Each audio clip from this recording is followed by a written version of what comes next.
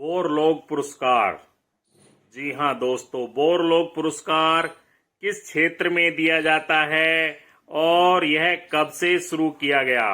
Borlaug पुरस्कार कृषि की पैदावार में उल्लेखनीय योगदान के लिए दिया जाता है। यह 1992 में शुरू किया।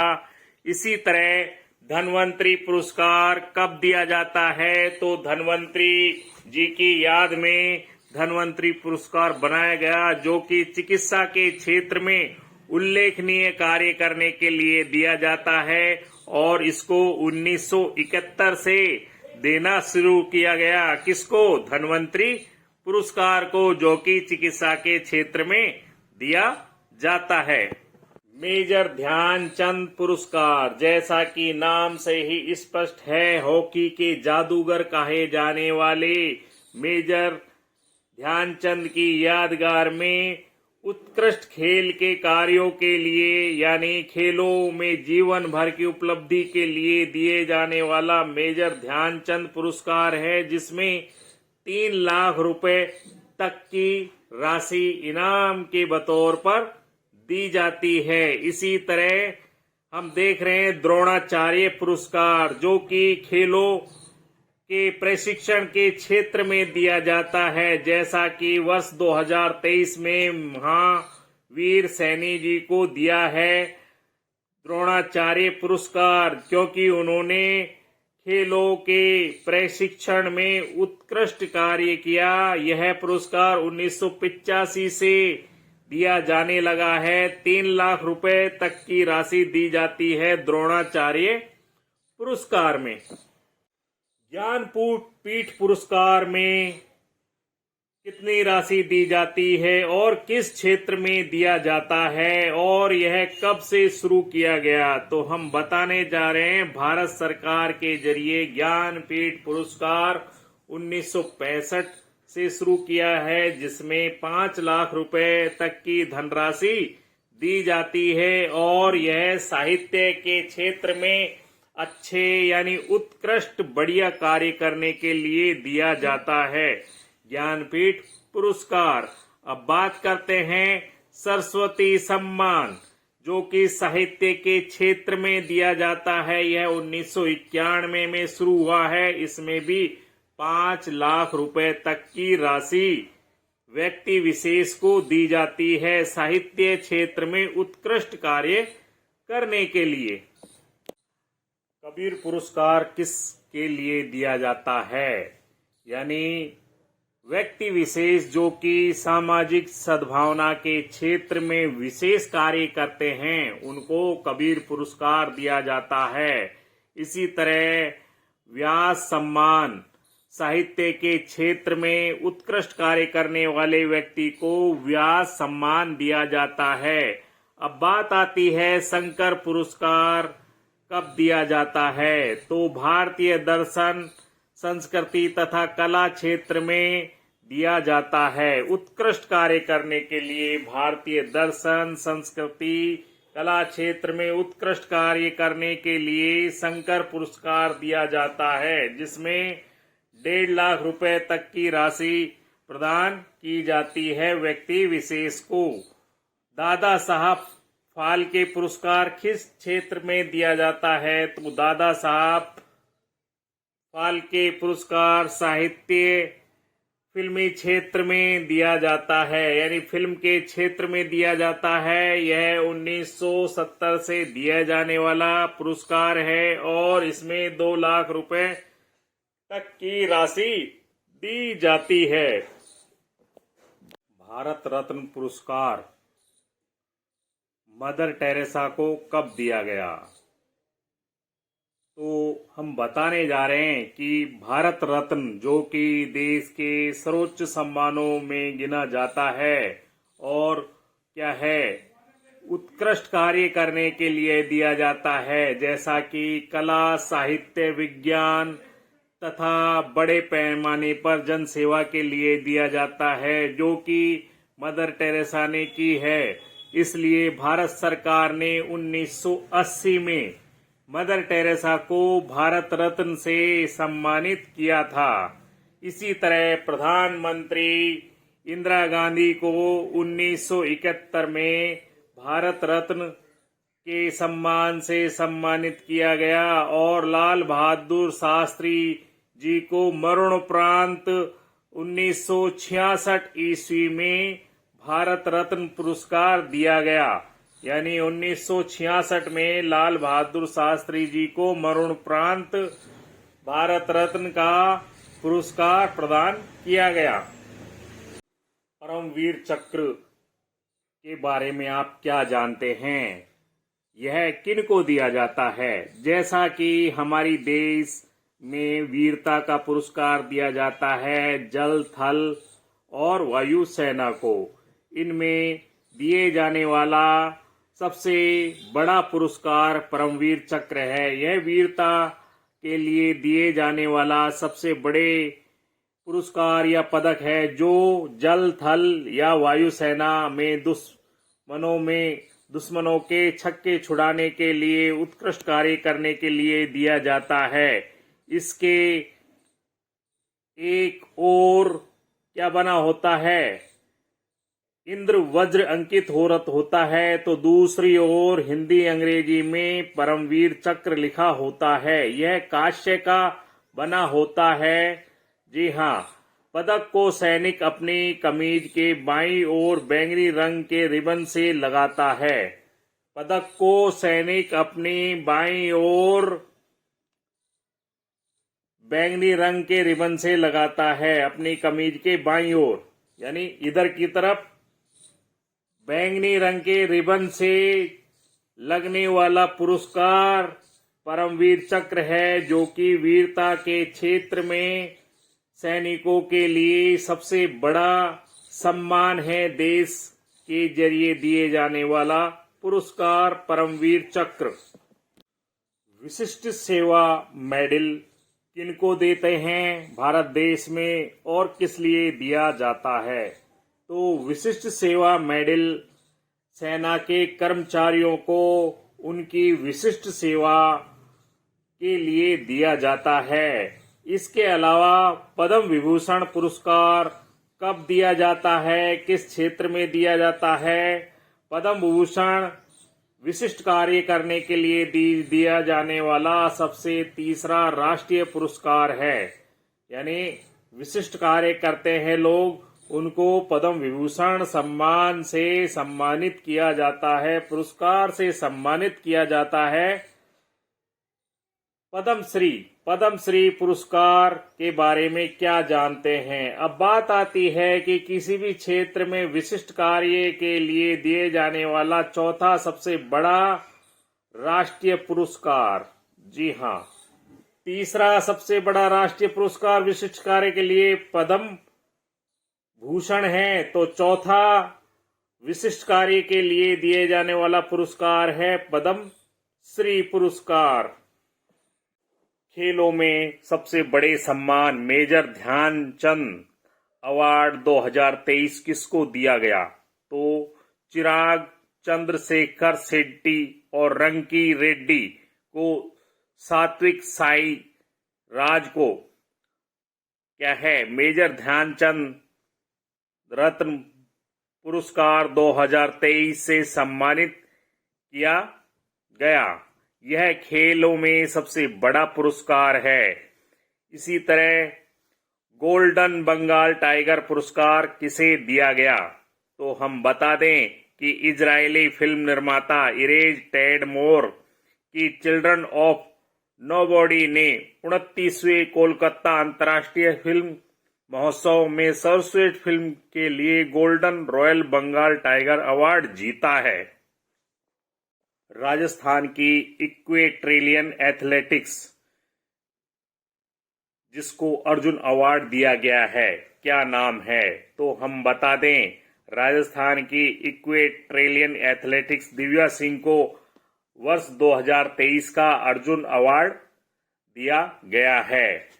राजस्थान की एकमात्र एथलेटिक हैं जिनको इक्वेट्रियन में अर्जुन अवार्ड से सम्मानित किया गया है, और अर्जुन अवार्ड से सम्मानित होने वाली पहली व एकमात्र भारतीय महिला भी हैं इक्वेट्रियन के अंतर्गत। तो ये थी अर्जुन अवार्ड 2023 से सम्मानित होने वाली महिला खिलाड़ी। राजस्थान में द्रोणाचार्य अवार्ड कौन से कोच को मिला सन 2023 में? तो हम बताने जा रहे हैं, राजस्थान के एथलेटिक्स कोच महावीर सैनी को द्रोणाचार्य पुरस्कार से सम्मानित किया गया। इन्होंने क्या है,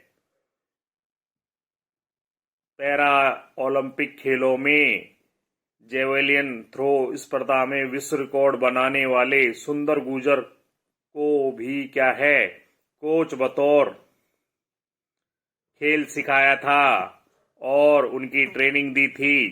तो महावीर जी को द्रोणाचार्य अवार्ड 2023 से सम्मानित किया गया है।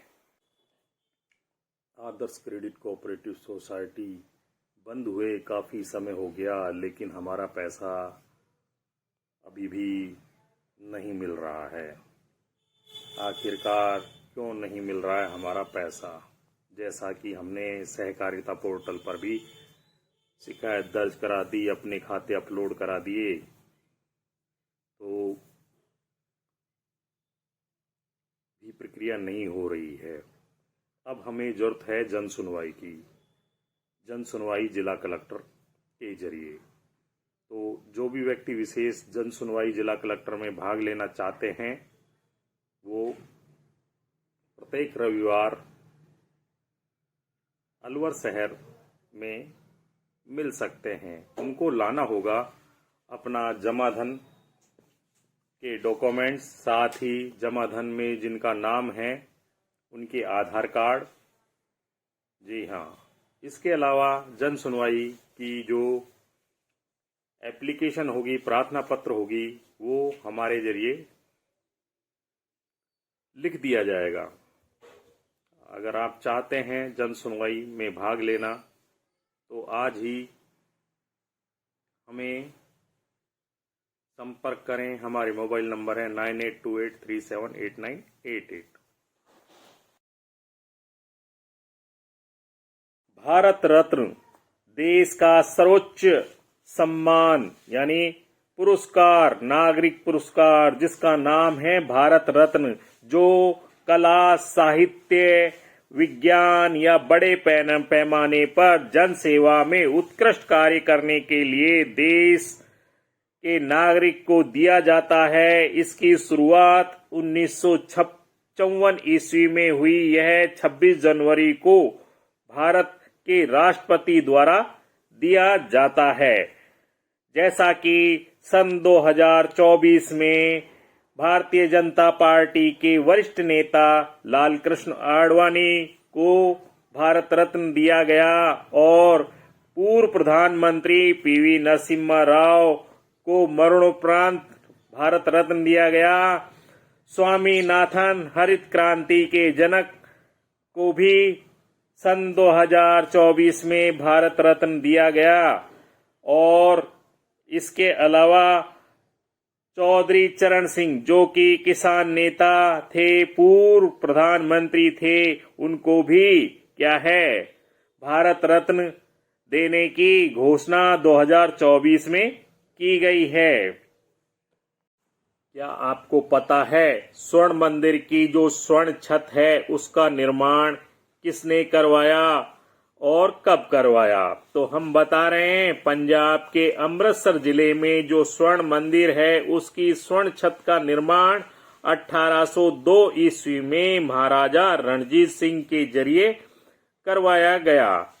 विष्णु मंदिर का निर्माण, जो कि गया बिहार में है, रानी अहिल्या बाई ने 1787 ईस्वी में करवाया। किसका निर्माण? विष्णु पद मंदिर का निर्माण गया बिहार के अंदर करवाया रानी अहिल्याबाई ने 1787 ईस्वी के अंदर।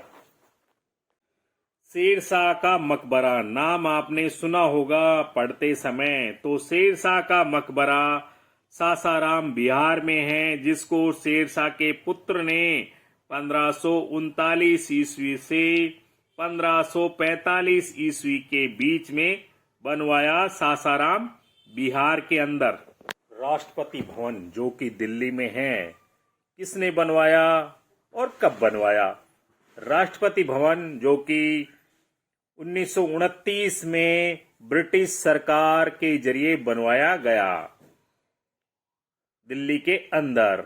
इसके अलावा अफगान चर्च जो कि मुंबई, महाराष्ट्र में है, का निर्माण भी ब्रिटिश सरकार ने 1847 ईस्वी में बनवाया था। विक्टोरिया मेमोरियल कोलकाता, पश्चिमी बंगाल में है, उसको भी ब्रिटिश सरकार ने 1847 ईस्वी में बनवाया। इसी तरह बॉटनिकल गार्डन शिवपुर कोलकाता में है, उसको भी 1847 ईस्वी में बनवाया गया। किसको? बॉटनिकल गार्डन शिवपुर कोलकाता में। नाम सुना है आपने गेट वे ऑफ इंडिया। यह कहां पर है, किसने बनवाया और कब बनवाया? तो हम बताने जा रहे हैं। गेटवे ऑफ इंडिया ब्रिटिश सरकार ने 1924 ईस्वी में मुंबई में बनवाया, जो कि महाराष्ट्र में है। यानी गेटवे ऑफ इंडिया 1924 में ब्रिटिश सरकार के जरिए मुंबई, महाराष्ट्र में बनवाया गया।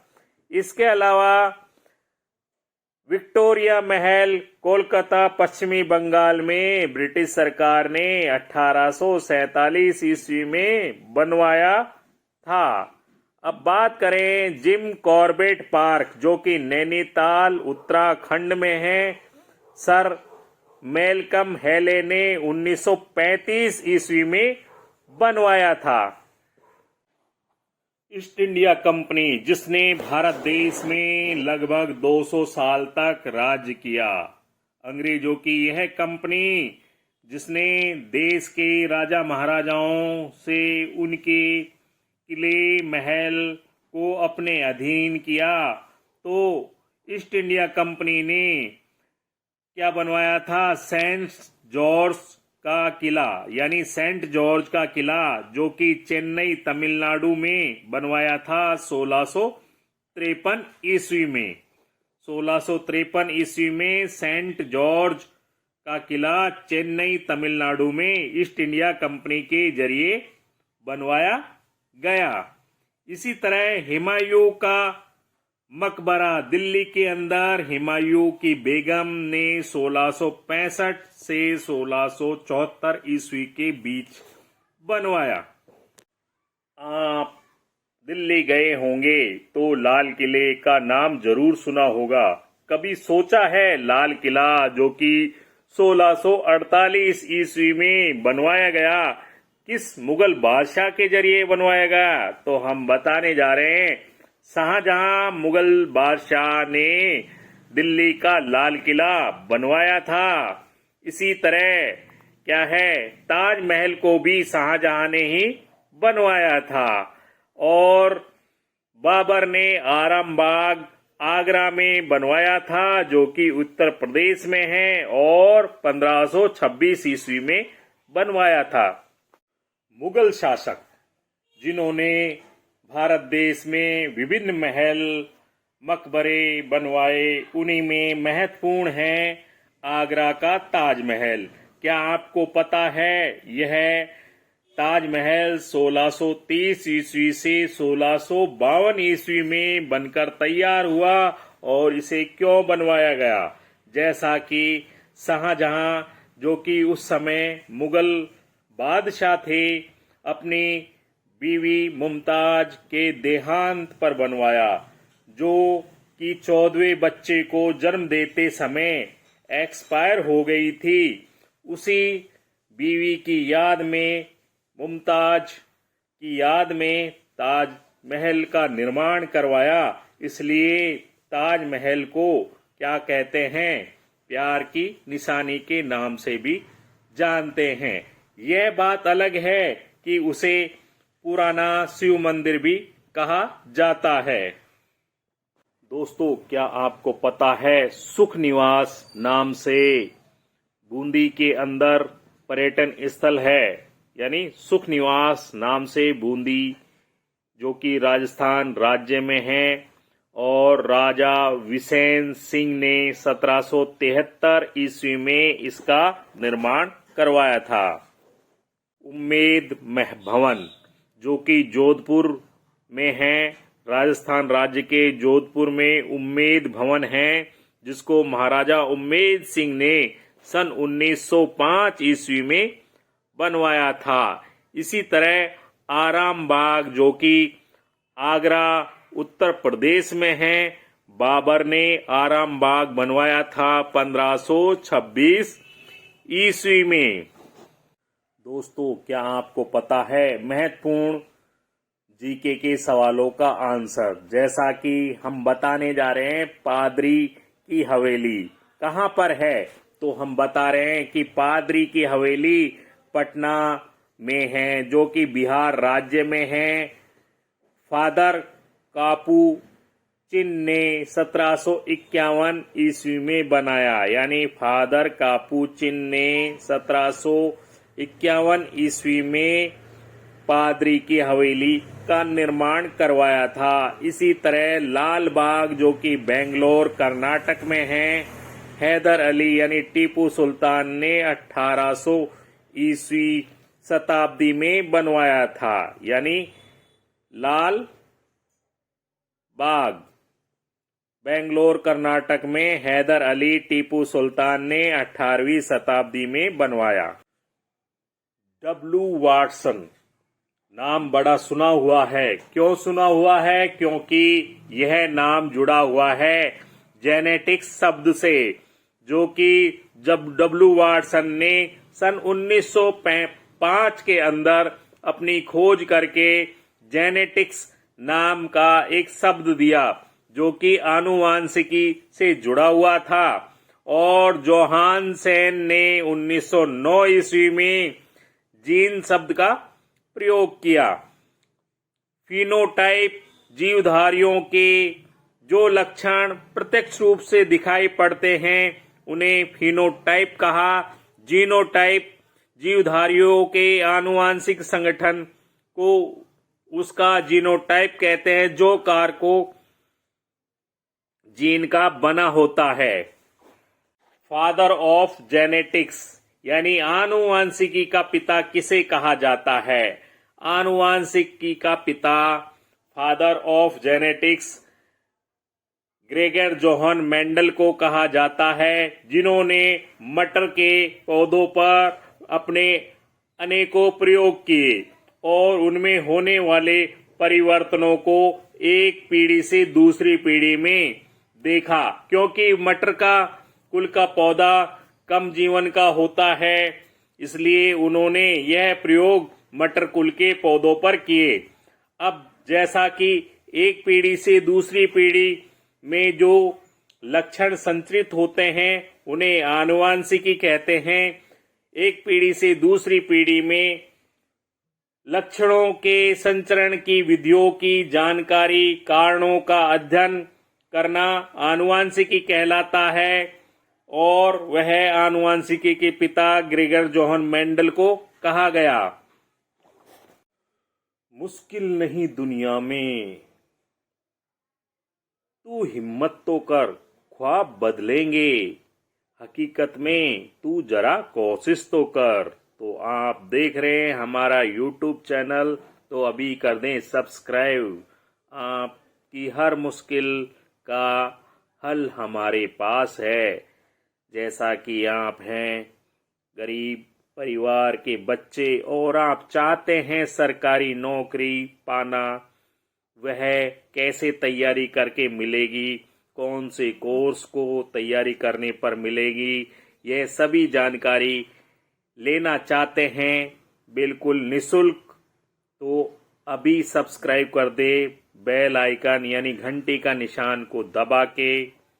इसी के साथ दोस्तों, जय हिंद, वंदे मातरम।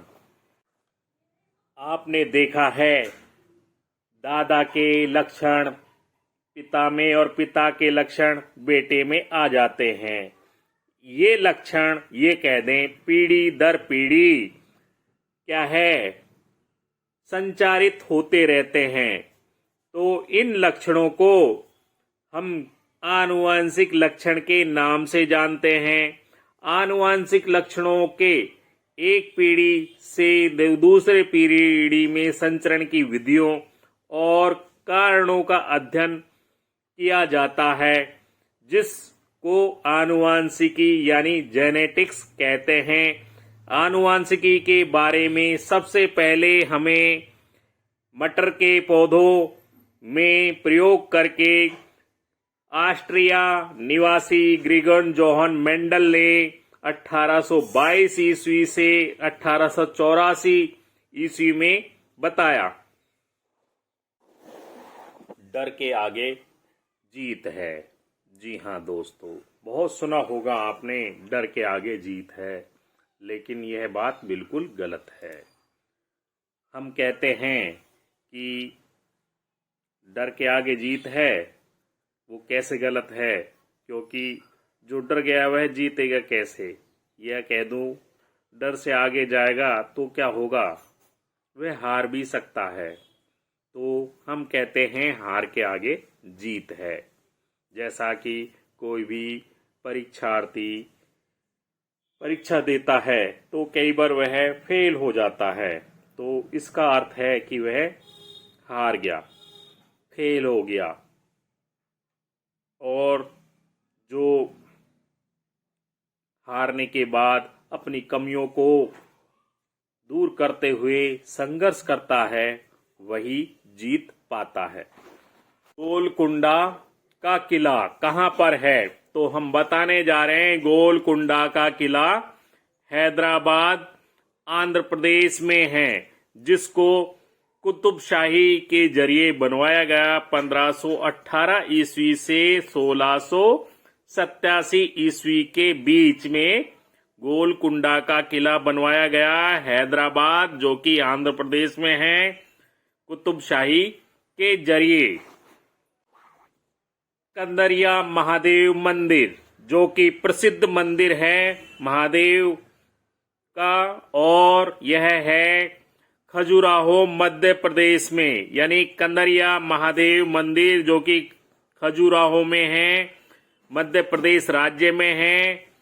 चंदेल राजाओं ने बनवाया था 1025 ईस्वी से 1050 ईस्वी के बीच में। अब बात आती है एलोरा की गुफाएं, जो कि औरंगाबाद जिले में है, महाराष्ट्र राज्य के औरंगाबाद जिले में। बौद्धों के द्वारा बनवाया गया 450 ईस्वी से 650 ईस्वी के बीच में। बौद्धों के जरिए बनवाई गई एलोरा की गुफाएं।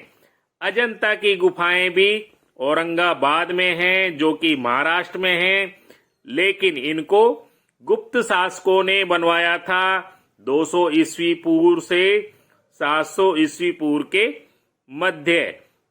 यानी अजंता की गुफाएं गुप्त शासकों ने बनवाई, तो एलोरा की गुफाएं बौद्ध अनुयायियों के जरिए बनाई गई, यानी बौद्धों के जरिए बनाई गई। एलिफेंटा की गुफाएं कहां पर हैं? तो हम बता दें, एलिफेंटा की गुफाएं महाराष्ट्र के अंदर हैं और राष्ट्रकूट के द्वारा बनवाई गई 8वीं सदी ईस्वी में। जी हाँ, राष्ट्रकूटों ने जो एलिफेंटा की गुफाएं बनवाई वो कहाँ हैं? मुंबई महाराष्ट्र में हैं। इसी तरह कन्हेरी की गुफाएं भी मुंबई महाराष्ट्र में हैं और निर्माण बौद्धों के बौद्ध द्वारा किया गया 1ली सदी ईस्वी पूर्व। विजय स्तंभ कहाँ पर है? तो हम बताने जा रहे हैं कि विजय स्तंभ राजस्थान के चित्तौड़ जिले में है, जो कि महाराणा कुंभा ने बनवाया था सन 1458 ईस्वी से 1468 ईस्वी के बीच में विजय स्तंभ का निर्माण कराया गया। महाराणा कुंभा के जरिए चित्तौड़गढ़ जिले में विजय स्तंभ। अब बात आती है कोचीन का किला कहाँ पर है। तो कोचीन का किला केरल राज्य में है, जिसको पुर्तगालियों ने बनवाया था 1503 ईस्वी में। यानी कोचीन का किला जो केरल में है, पुर्तगालियों ने बनवाया 1503 ईस्वी के अंदर। हिलती हुई मीनारें, जैसा कि आपने नाम सुना होगा कि हिलती हुई मीनारें अहमदाबाद में हैं, जो कि गुजरात राज्य में है। राजा नगर सिंह ने बनवाई थी हिलती हुई मीनारें सन 1450 ईस्वी में। यानी सन 1450 ईस्वी में हिलती हुई मीनारें राजा नगर सिंह ने अहमदाबाद के अंदर बनवाई। अब बात करते हैं फिरोज शाह कोटला, जो कि आपको पता होगा दिल्ली में है। फिरोज शाह तुगलक ने बनवाया था 1354 ईस्वी में। डीग महल, जैसा कि नाम से ही प्रसिद्ध है, कहाँ पर है। तो यह महल राजस्थान के डीग जिले में है। और किन्होंने बनवाया था डीग महल, तो हम बताने जा रहे हैं कि राजा बदन सिंह ने 1725 ईस्वी में डीग महल बनवाया था। अब बात करते हैं सहेलियों की बाड़ी। जी हाँ, सहेलियों की बाड़ी कहाँ पर स्थित है। तो राजस्थान के उदयपुर जिले में सहेलियों की बाड़ी है, जिसको महाराजा फतेह सिंह ने 1678 ईस्वी में बनवाया था। 1678 ईस्वी में महाराजा फतेह सिंह जी ने उदयपुर में सहेलियों की बाड़ी बनवाई थी। रानी की बाड़ी नाम सुना होगा आपने। तो हम बता दें कि राजस्थान के बूंदी जिले में रानी की बाड़ी है, जिनको रानी नाथवती ने 1700 ईस्वी में बनवाया। यानी कि रानी की बाड़ी जो बूंदी जिले में है, राजस्थान राज्य में है, 1700 ईस्वी में बनवाया था। फतेह सागर का नाम सुना है। तो हम बताने जा रहे हैं कि उदयपुर जो कि जिला है राजस्थान राज्य का, महाराणा फतेह सिंह ने 1678 ईस्वी में बनवाया था। फतेह सागर उदयपुर राजस्थान राज्य में। राजस्थान के किस जिले में मूसी रानी की छतरी है। तो हम बता दें आपको कि मूसी रानी की छतरी अलवर जिले में है, जिसको महाराजा विनय सिंह ने 1815 ईस्वी में बनवाया था। मूसी रानी की छतरी जो कि एक स्मारक है, बहु लोक प्रसिद्ध स्मारक है, अलवर राजस्थान में है। महाराजा विनय सिंह ने 1815 ईस्वी में बनवाया था।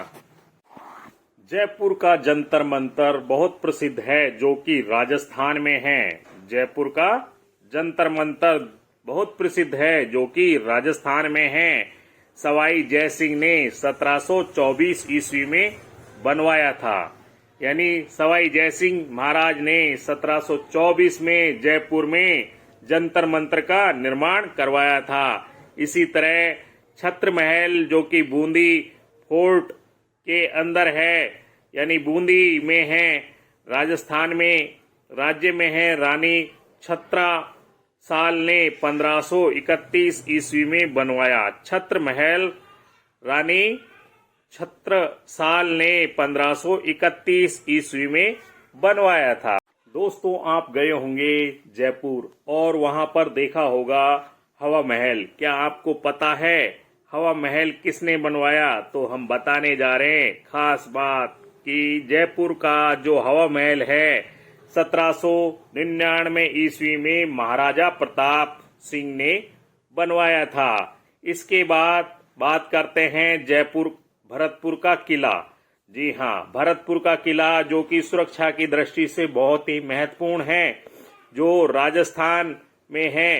राजा सूरजमल सिंह ने बनवाया था? राजा सूरजमल सिंह जी ने भरतपुर का किला बनवाया था। और कब बनवाया था? 1732 ईस्वी से 1802 ईस्वी के बीच में भरतपुर के किले का निर्माण करवाया था, जो कि राजस्थान में है और राजा सूरजमल जी ने बनवाया था। क्या आपको पता है मृगनयनी का महल कहाँ पर है? मृगनयनी का महल कहाँ पर है? तो हम बताने जा रहे हैं कि मृगनयनी का महल ग्वालियर में है, जो कि मध्य प्रदेश में पड़ता है। इसी तरह किशोर सागर कहाँ पर है? यानी किशोर सागर कोटा में है, जो कि राजस्थान में पड़ता है। इसके अलावा हम बात करते हैं आपके साथ आना सागर की, जो कि अजमेर राजस्थान में है, जिसको अरुणो राज ने 1135 ईस्वी से 50 ईस्वी के बीच में बनवाया था। आना सागर अजमेर में राजस्थान के अजमेर जिले में है, जिसको किसने बनवाया था? अरुणो राज ने 1135 ईस्वी से 1150 ईस्वी के बीच। मजदूर भाइयों को जैसा कि देखा गया है, बुढ़ापे में पेंशन नहीं मिलती है, चाहे वह किसी कंपनी में काम कर रहा हो या फिर किसी दुकान पर काम कर रहा हो या फिर खुद का सब्जी आदि का काम कर रहा हो, या हो वह टेलर या चिनाई मिस्त्री। तो जीवन बीमा की अनूठी योजना में अपना जीवन बीमा कराएं। जी हाँ, LIC जो कि सरकारी उपक्रम है। यहाँ पर आपके साथ ऐसी घटना नहीं होगी कि आपने पैसा जमा करा दिया और वह समय आने पर नहीं मिला। यह पैसा आपके बचत खाते, जो कि सरकारी बैंक में होगा, समय होने पर अपने आप आता जाएगा। इसके लिए पहल करनी होगी, आपको अपने आधार कार्ड, पैन कार्ड और एक फोटो के साथ हमसे मिलना होगा। तो आज ही कराएं अपना जीवन बीमा। आप रहे तो आपको मिल जाए आपका जमा धन, और आप ना रहे तो आप चाहते हैं अपनी पत्नी या बेटा बेटी को जमा धन मिले, निश्चित समय पर मिले, अधिक से अधिक लाभ के साथ मिले, तो आज ही कराएं अपना जीवन बीमा LIC के ऑफिस के जरिए, जो कि एक सरकारी ऑफिस है और जहां आपका पैसा सुरक्षित रहेगा। किसी तरह के अधिक लालच में ना आकर आप संपर्क कर सकते हैं जीवन बीमा कराने के लिए। हमारे मोबाइल नंबर हैं 9828378988। एजेंट ने जीवन बीमा कर दिया और अब आपके पास एजेंट महोदय नहीं आते हैं किस्त लेने के लिए, तो आपको जमा करानी है जीवन बीमा की किस्त या फिर कराना है गाड़ी का इंश्योरेंस। जी हाँ दोस्तों, तो आप संपर्क कर सकते हैं हमसे अपना जीवन बीमा कराने के लिए या गाड़ी का इंश्योरेंस करने के लिए। हमारे मोबाइल नंबर है 9828378988। बड़ी बड़ी कोचिंगों के विज्ञापन देखे और हमने फीस भी जमा कराई, लेकिन हमें क्या है, पूरी तैयारी नहीं कराई गई कंपटीशन की, चाहे वह ग्रुप डी का हो चाहे रेलवे लोको पायलट। जी हाँ, ऐसे ही छात्रों के लिए group D, railway loco pilot की संपूर्ण तैयारी डिजिटल मंच के जरिए कराने के लिए हमने एक योजना तैयार की है DK प्लेसमेंट के जरिए अलवर शहर में। जो छात्र भाग लेना चाहते हैं group D, railway loco pilot जैसी परीक्षाओं में फार्म भरा हुआ है या भरने जा रहे हैं, तो वो संपर्क कर सकते हैं हमसे। आदर्श क्रेडिट कोऑपरेटिव सोसाइटी बंद हुए काफ़ी समय हो गया, लेकिन हमारा पैसा अभी भी नहीं मिल रहा है।